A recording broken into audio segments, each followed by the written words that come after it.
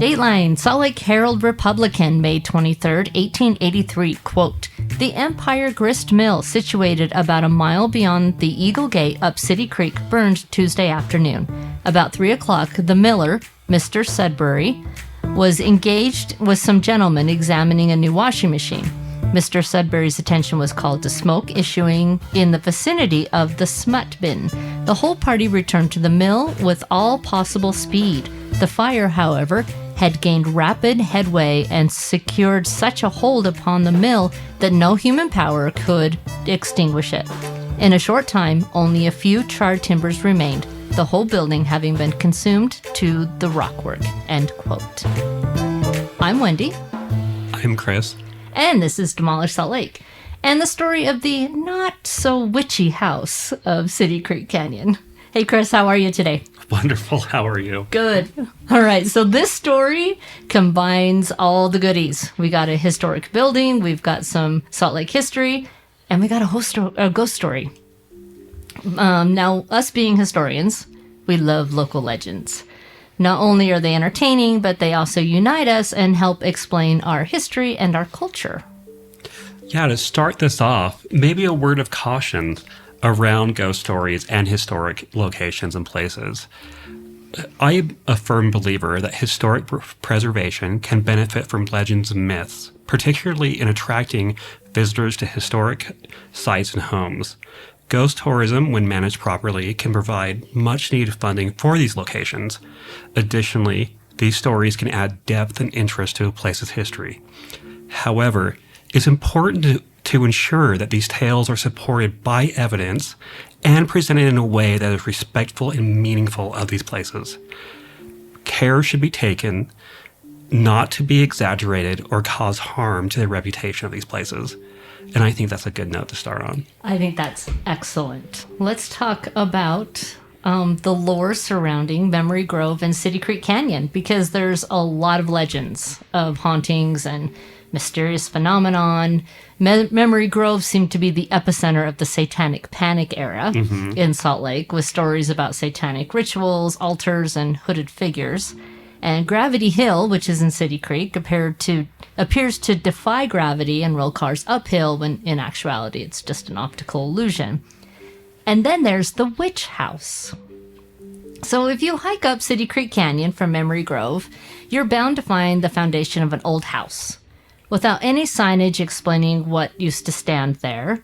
Somewhere along the line, it was decided that this was the cabin or the house or a hut, depending on which story you read, of a witch, and something very bad happened to her and happened there in the 1800s or early 1900s.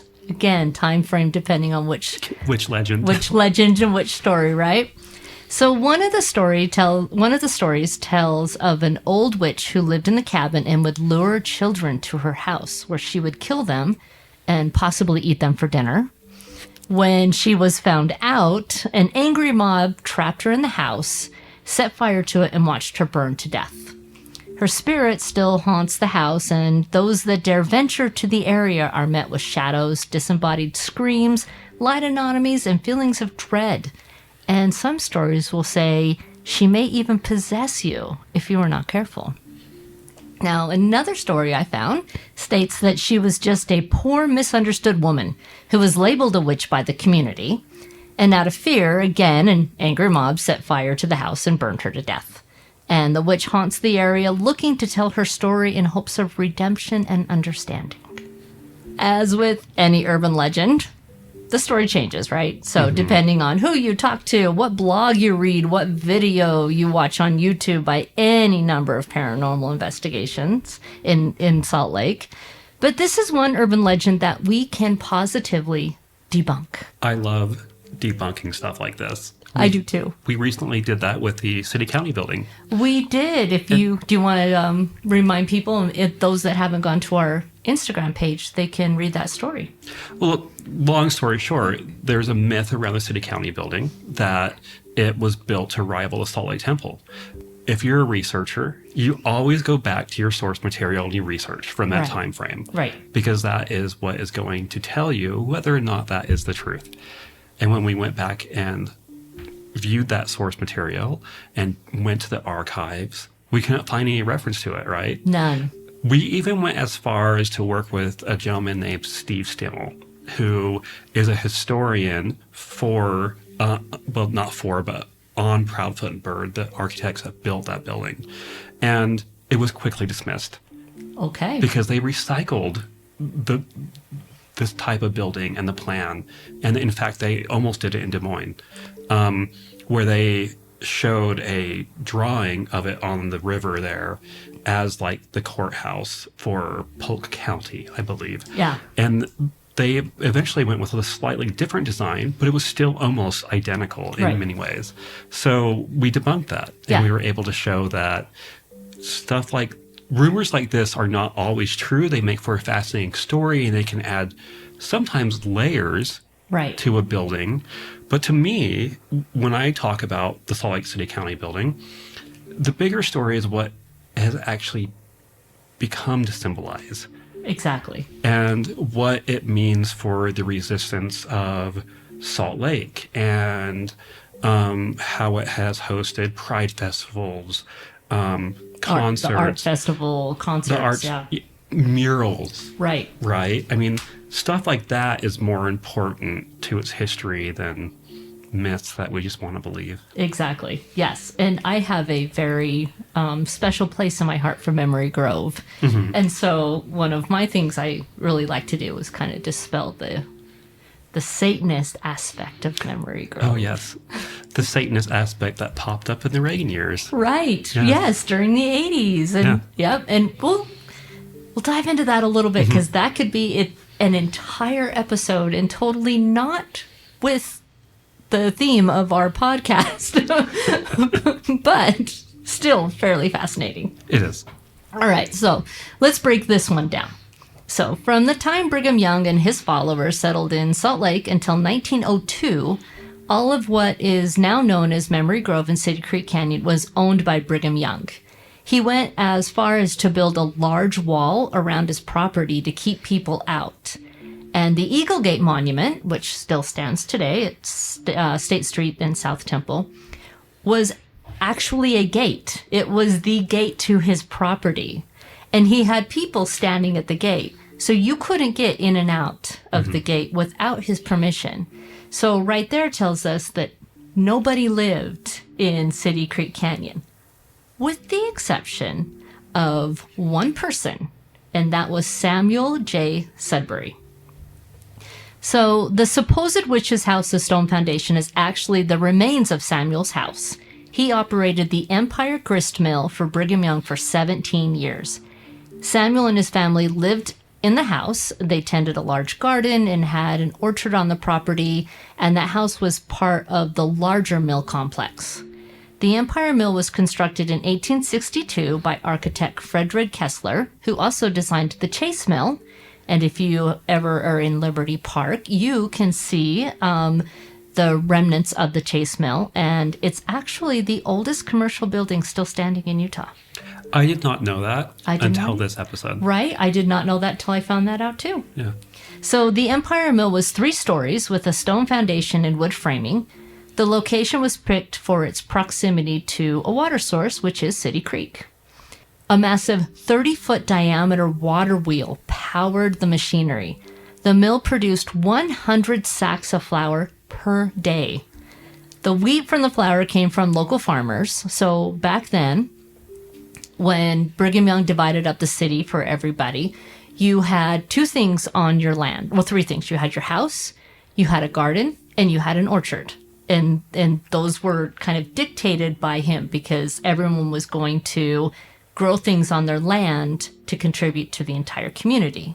So back then, the farmers gave 10% of their grain harvest to the church as tithing. And then the mill converted this wheat into flour. It was then sold at the local tithing store, which used to be located at South Temple and Main Street. On May 22nd, 1883, like in the article I read at the beginning, the mill caught fire and just burned to the ground, decimated the whole thing. The equipment that wasn't destroyed was then moved to the Chase Mill, and then the Chase Mill kept operating. The remnants of the mill and Samuel's house were just left to rot until 1902, And that's when Salt Lake purchased the property from Brigham Young. And in 1913, a prison gang from the state prison in Sugar House, yes, a prison gang, that was a thing back then, tore down the remains of the mill complex. So that went away. The following year, the Salt Lake City Parks Department built a bandstand on the foundation of Samuel's old house as part of a grand opening of the new City Creek Boulevard, which is now known as North Canyon Road. It became a popular place for family outings and picnics and was known as Sudbury's Mill or Sudbury's Flat. So for many years, people enjoyed that area, knew the context of the history, but as time went on, the use of the area dwindled, people stopped talking about it, its history just basically became a memory and was lost, which gave way to the legend of the witch. That's the actual history. Okay, so let's explore now the legend, how this legend may have come about and why people still, with us even doing this podcast, will support its authenticity. Mm-hmm. So from what I can tell, it's a fairly new legend. It probably started around the 80s, which coincided with the time of Satanic Panic era in 80s and 90s.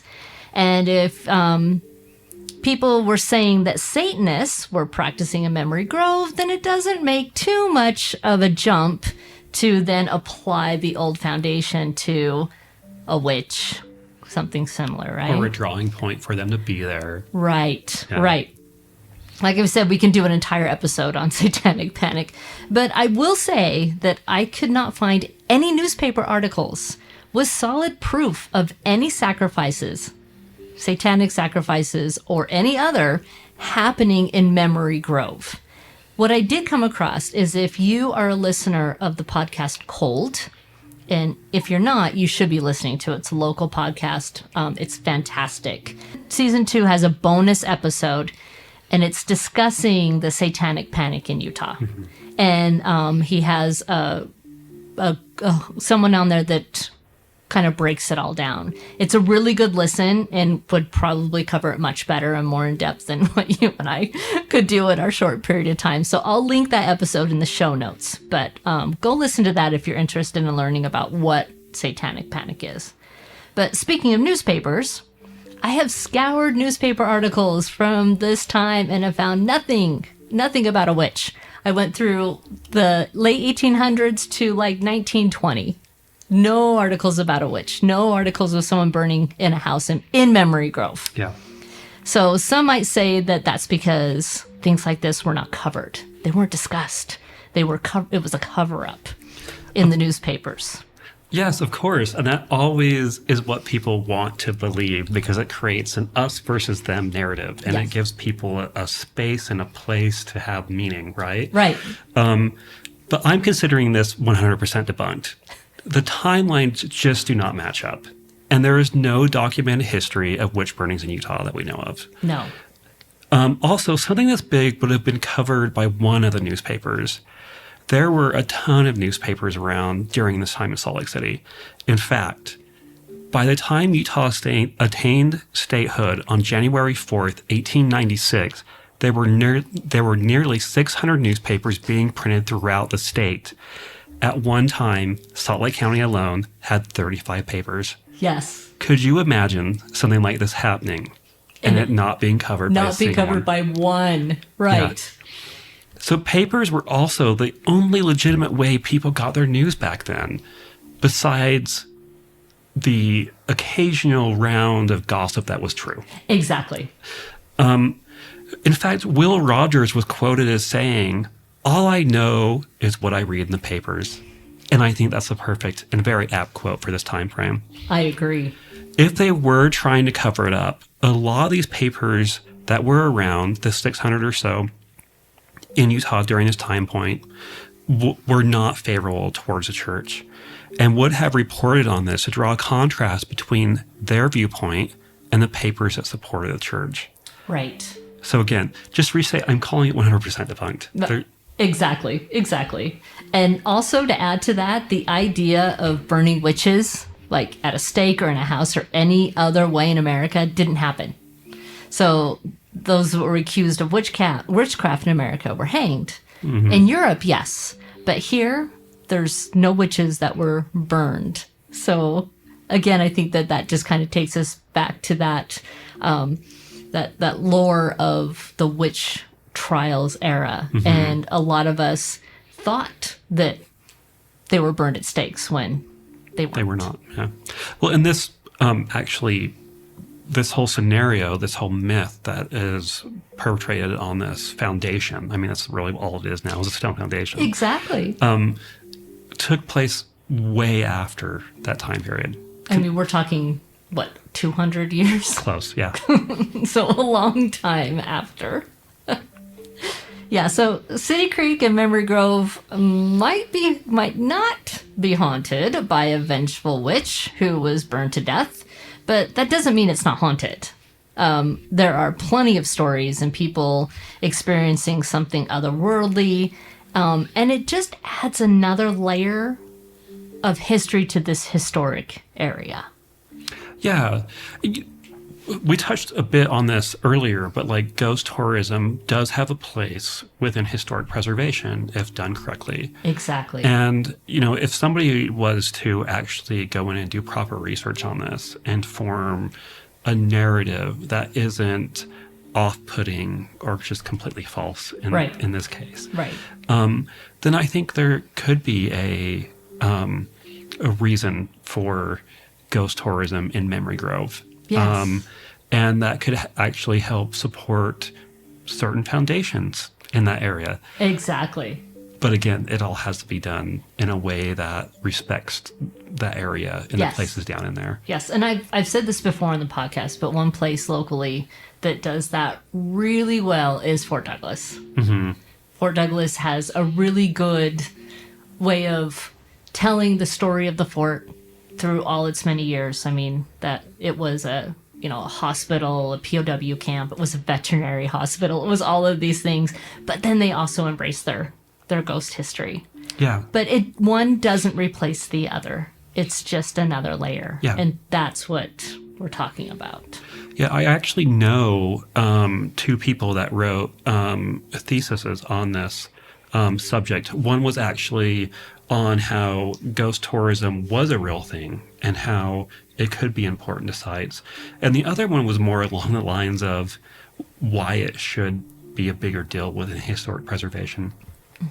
And she is actually going on to consult on this. Oh. Now that would be a thesis that if I was in grad school right now, I would be writing. Yeah. It's interesting. But, you know, I believe she has also ran into these issues of telling a story and doing it properly without embellishing it. Right. And if you want like a big example that I think a lot of people would know, the Winchester Mystery House. Yes. That's probably the best example that I can think of that a lot of people would know of a story that is completely false. Atlas Obscura did a really great article about what actually happened with the Winchester mansion. But, you know, Sarah Winchester probably did hold seances because she was alive during the time in the, what was it, late 1800s, early 1900s, of spiritualism.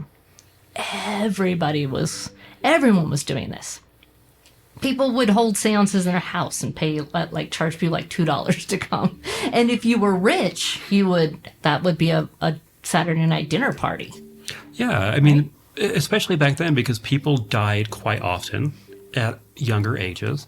And there was a lot of grief with people that wanted to reach out to their loved ones and wanted that connection and understanding. It was a way of seeking understanding for them. Exactly. And Sarah did face a lot of tragedies in her life. Mm-hmm. But yeah, and I have mixed feelings about the Winchester Mystery Mansion because it's a story about, you know, a widow that had a lot of money and she was really interested in architecture and she was lonely. If you're interested in ghost tours locally, our friends at Grimm Ghost Tours, they host a bunch of tours. They do actual investigations or they'll do like bus tours.